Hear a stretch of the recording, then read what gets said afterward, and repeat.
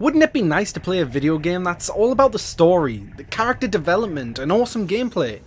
A game that turns its back on the grind. Well, best keep looking, because to me, Beyond Two Souls is beyond a joke. So yes, you want to make a video game with graphics so good that people will be confused whether they are playing a video game or watching a documentary featuring David Attenborough. And I get that in video games, people are finally trying to make really emotional, engaging stories. And you know what? I'm all for that. I want to feel more empathy and emotional attachment to characters, so I care more about them dying than just losing a few gems, rings or coins. But for the love of God, if you're gonna do these things, then you have to make it so a person wants to play the game. Make it enjoyable, make it fun, just make it a game, not a series of cutscenes fueled by QuickTime events, the most annoying and quite frankly most repulsive of gameplay mechanics.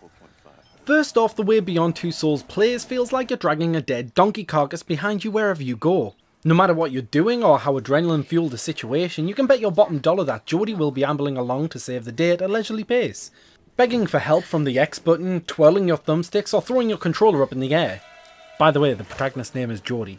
Quite often in the game I would wonder what was going on down corridors, but as I didn't have half an hour to make my way down and back again in order to find out if there was another meaningless conversation with a sub-character, I have probably missed some subplot to the game.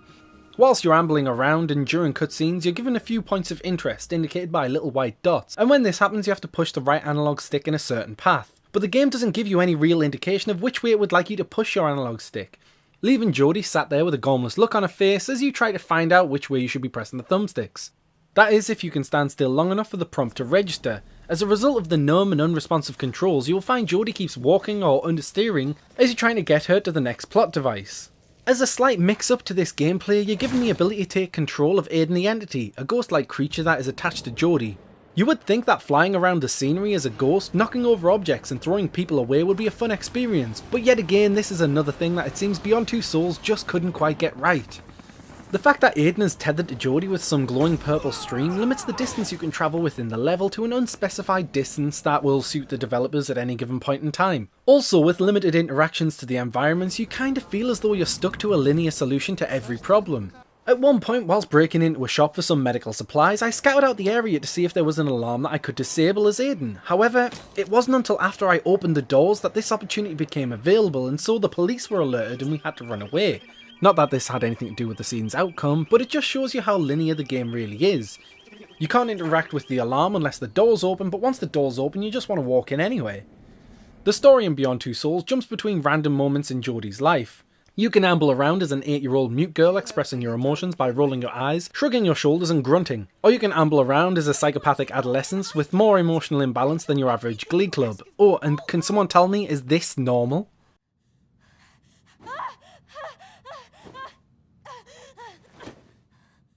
Eventually, about 80% of the way through the game, you stop dragging your metaphorical donkey and learn to run around on some Metal Gear Sam Fisher style missions. This attempts to create a more exciting experience, but realistically these areas are just a series of linear events fueled by more QuickTime events. But I digress. Overall, the story would be engaging and deep if it didn't feel so disjointed. Taking control of a 20-year-old Jodie for 10 minutes, then an 8-year-old Jodie for another 10 minutes, and then suddenly a 17-year-old Jodie is a little bit disorientating. This disorientation makes it hard for the audience to fully engage and find an emotional connection to Jodie that I feel was necessary in order to fully enjoy Beyond Two Souls. In fact, I think one of the main problems with Beyond Two Souls is the character Jodie herself. No matter what moment in her life you join the story, she seems to be walking around throwing childish tantrums and acting like a menopausal T-Rex. And if I'm honest with you here, her whole character is so male dependent it completely undoes any feeling that she should be a strong and independent female. Graphically this game is fantastic, the facial animations are something to be marvelled. Though a little plastic and wooden in comparison to the real thing, the digital models of Ellen Page and Willem Dafoe are mind-blowing and realistic. And that's not all. At some points during the game you can mistake some scenes as being real life. The detail not only to the characters but to the scenery, whether it be in the middle of the desert or a snow-covered urban road, is breathtaking. My favourite scene is this one here. On the TV, the detail in the hat and Jodie's face had me honestly surprised at what Quantic Dream have been able to pull off on the PlayStation 3, and though I wish I could say the entire game was as awesome as this, I just can't. There are graphical issues throughout and the closed-off level design can be kind of annoying. If designers don't want a player to go down a road or around a corner, then don't give them the option to in order to make your levels look bigger. Put up a fence or a blockade, not some ankle-high box to stop the player, or even the dreaded invisible wall. So because of all of this, I can only honestly suggest that people try the game. Get it from a rental service, or even borrow it from that unsuspecting friend who pre-ordered the title and wishes he'd spent his money on better things. Thanks for watching guys, I really hope you enjoyed the Rage Frenzy this week, and if you did, slap that like button and tell your friends. Leave any positive or negative comments in the section down below, and hey, why not give me a follow on Twitter to be one of the first to see the next videos. I'll catch you next time on Immersed Gamer.